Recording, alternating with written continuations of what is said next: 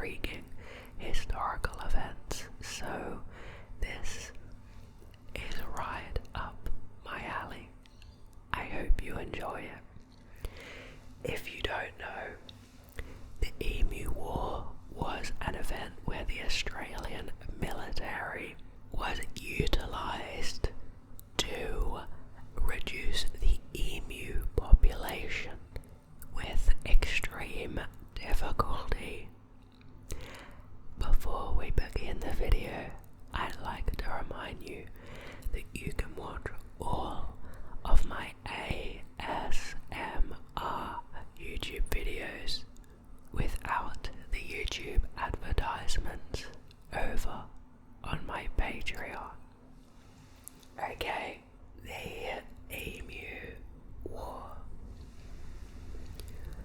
The Emu War, also known as the Great Emu War, was a nuisance wildlife management military operation undertaken in Australia over the latter part of 1932 to address public concern over the number of emus, which are large flightless birds indigenous to Australia, said to have been destroying crops in the Campion district within the wheat belt of Western Australia.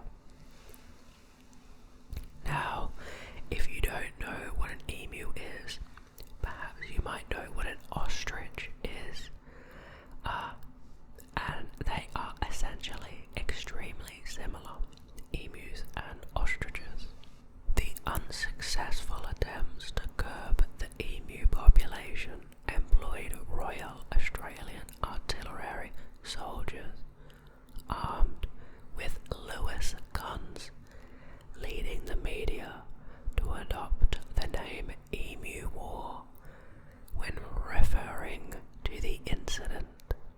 Although many birds were killed, the emu population persisted and continued to cause crop destruction.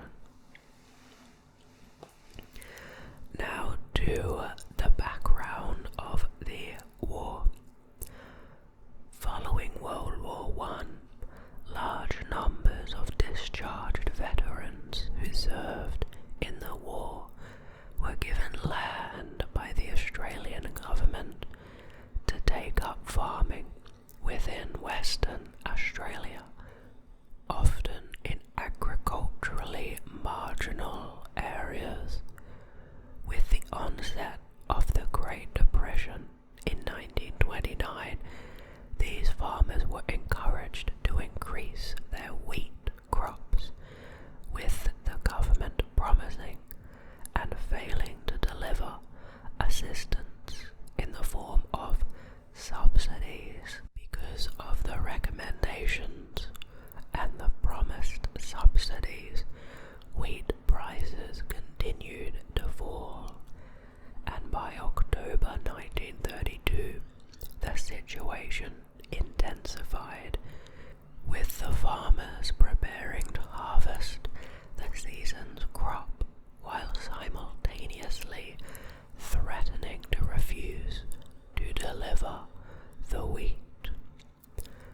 The farmers' difficulties were worsened by the arrival of approximately 20,000 emus. Emus regularly migrate after their breeding season, heading to the coast from the inland regions. With the cleared land and additional water supplies being made available for livestock by the Western Australian farmers, the emus found that the cultivated lands were good habitat, and they began to foray into farm territory, in particular the marginal farming land around Chandler and Walgulan. The emus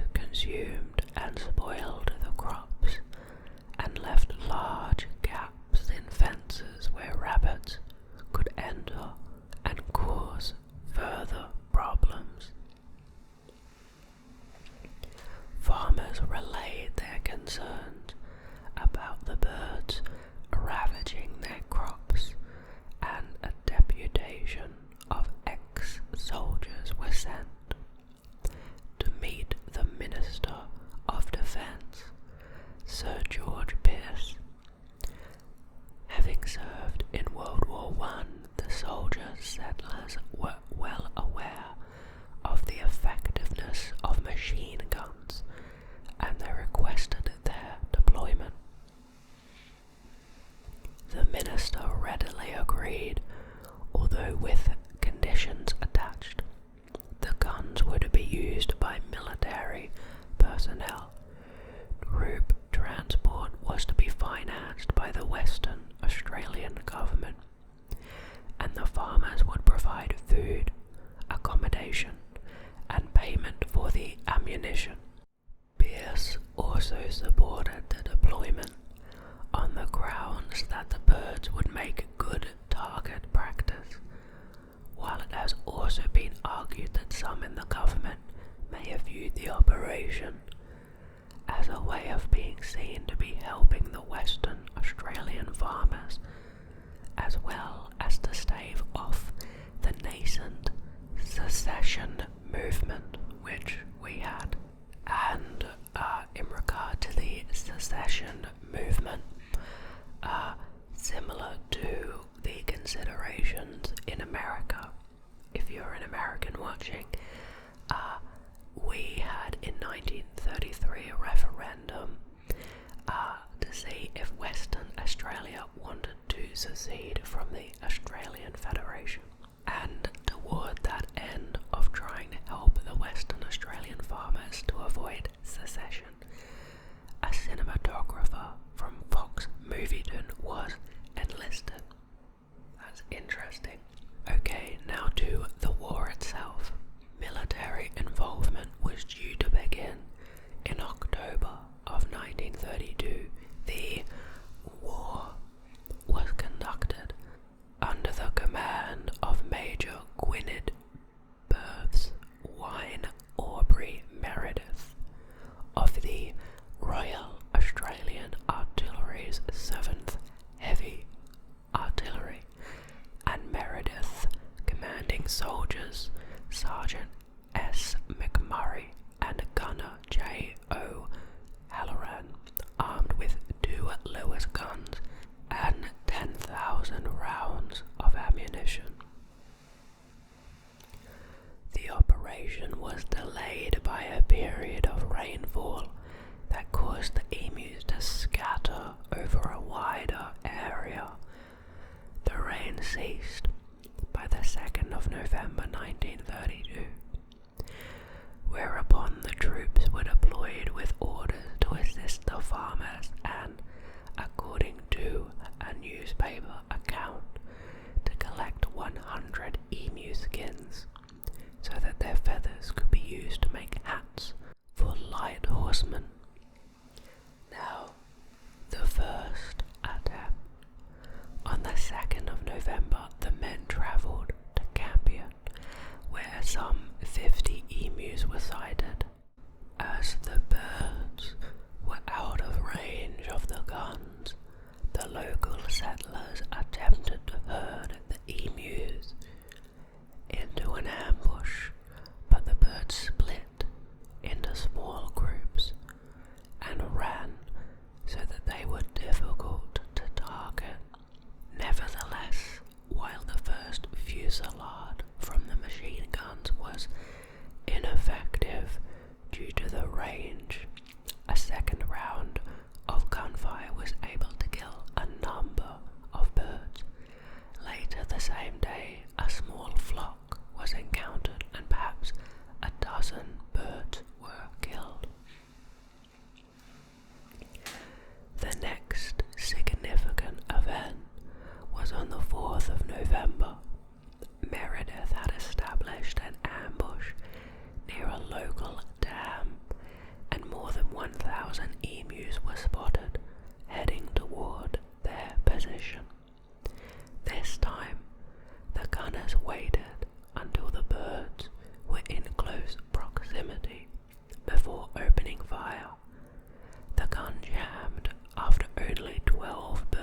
killed, and the remainder scattered before any more could be shot.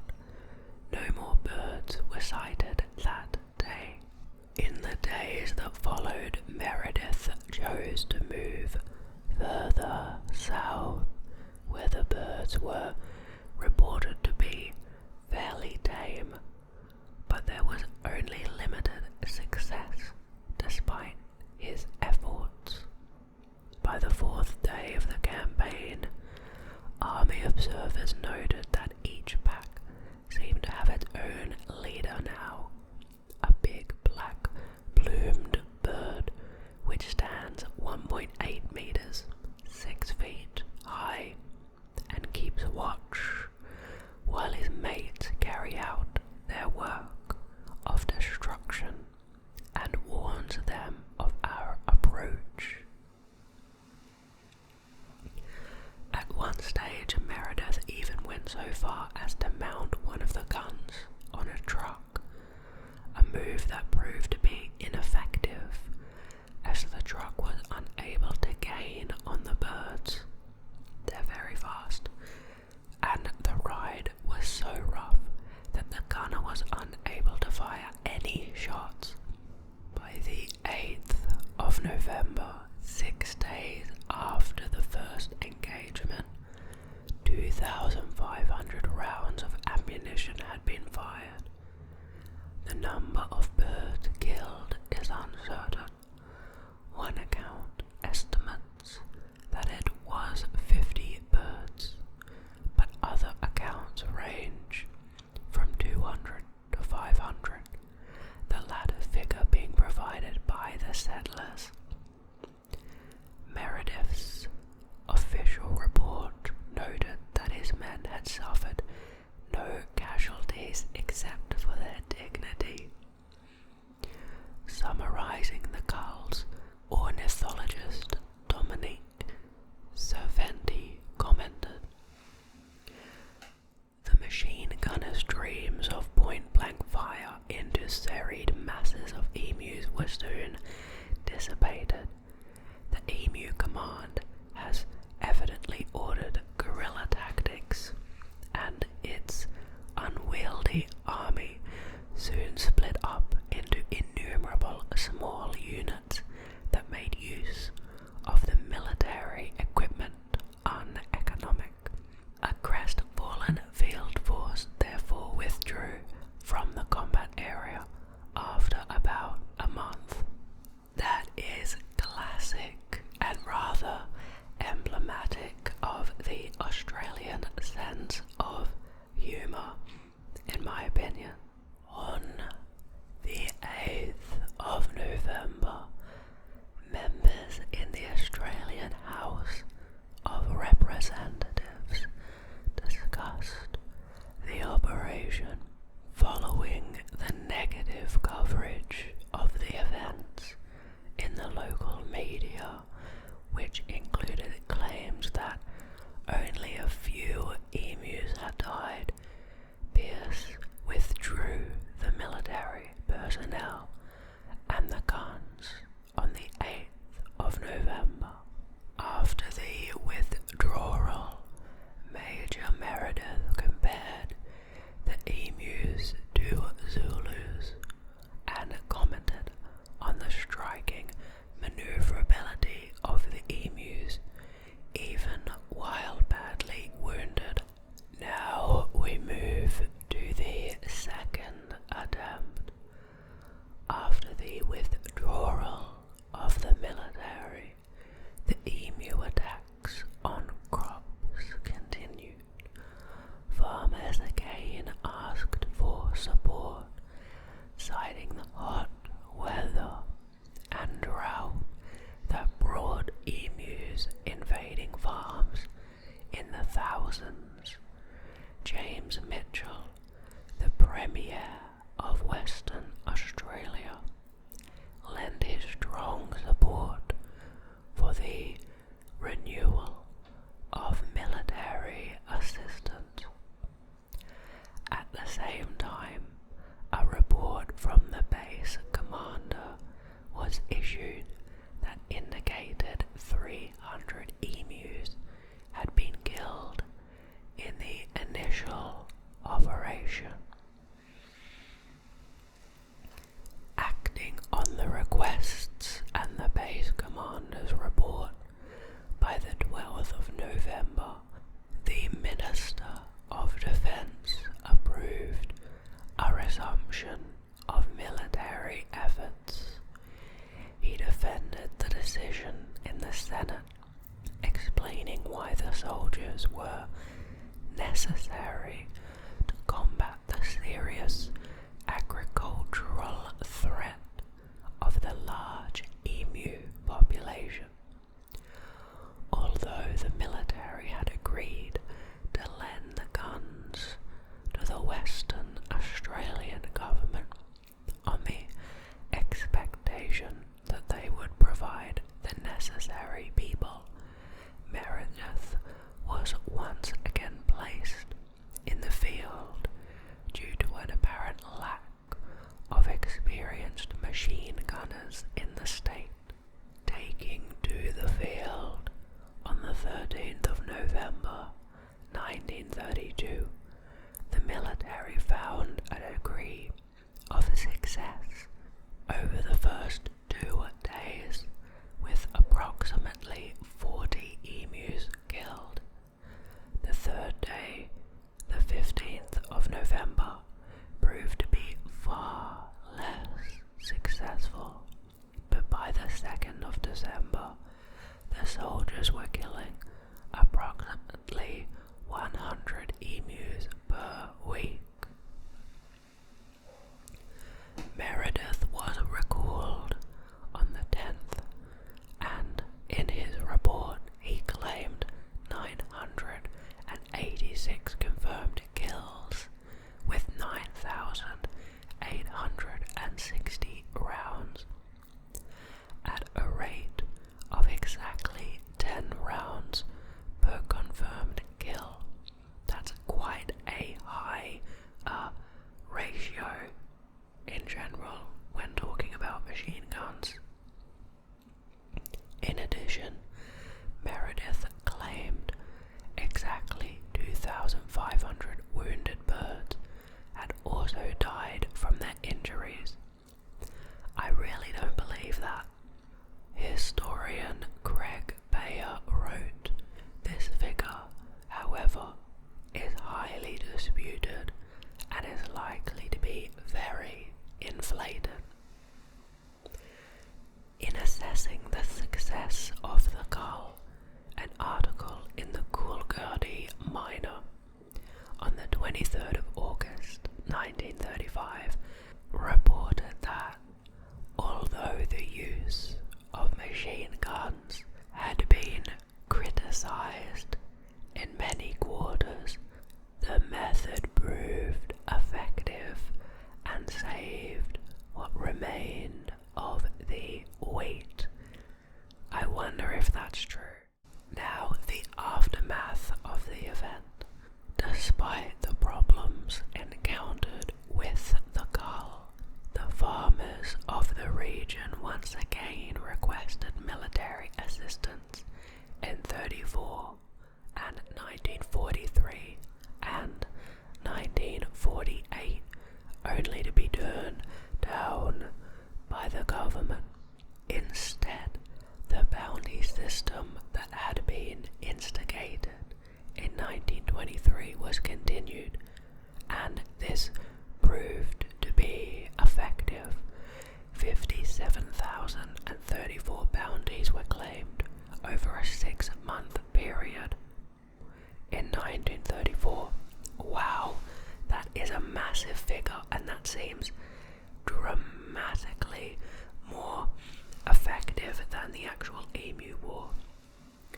Now, for me personally, I find it a bit sad because emus are very cool creatures and they're very interesting when you meet them in person, but this is a very unique historical account, so I like learning about it despite it being a bit sad. By December 1932, word of the Emu War had